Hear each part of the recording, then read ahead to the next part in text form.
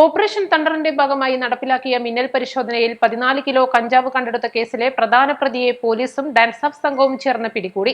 ഒളിവിൽ കഴിഞ്ഞിരുന്ന സക്കീറിനെ നിലമ്പൂരിലെ ഒളിത്താവളത്തിൽ നിന്നാണ് സാഹസികമായി കസ്റ്റഡിയിലെടുത്തത്.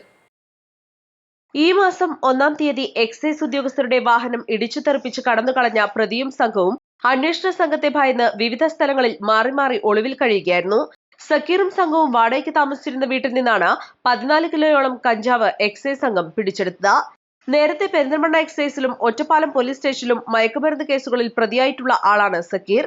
Malappuram anti narcotic special squad inspector Jayesh കുമാറിന് ലഭിച്ച രഹസ്യ വിവരത്തിന്റെ അടിസ്ഥാനത്തിൽ ജൂലൈ 1-ന് രാത്രിയിലായിരുന്നു കേസിനാസ്പദമായ ആദ്യ പരിശോധന നടന്നത്.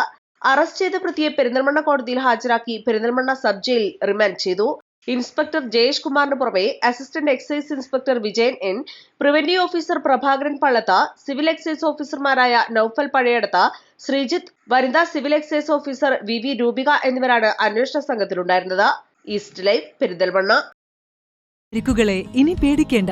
എല്ലാവിധ സ്പോർട്സ് ഇഞ്ചുറികൾക്കുമുള്ള സമഗ്ര പരിഹാരം ഇവിടെയുണ്ട്. ABC orthopaedic hospital, near Kairali theatre, Calicut road, Manjeri.